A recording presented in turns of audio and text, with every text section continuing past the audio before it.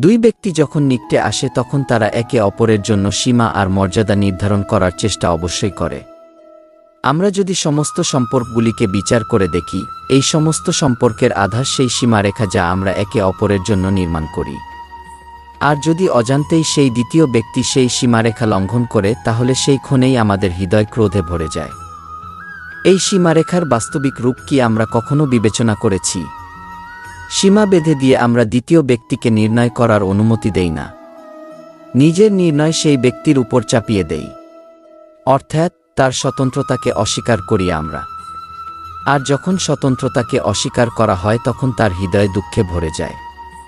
আর যখন সে সীমারেখা লঙ্ঘন করে তখন আমাদের হৃদয় ক্রোধে ভরে যায়। এমনটাই হয় নাকি?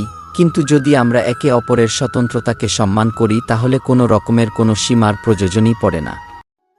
অর্থাৎ যে প্রকারের বোঝাপড়া যে কোনো সম্পর্কের দেহ, ঠিক সেইভাবেই স্বতন্ত্রতা সে সম্পর্কের আত্মা নয় কি? নিজেই বিচার করুন। রাধে রাধে।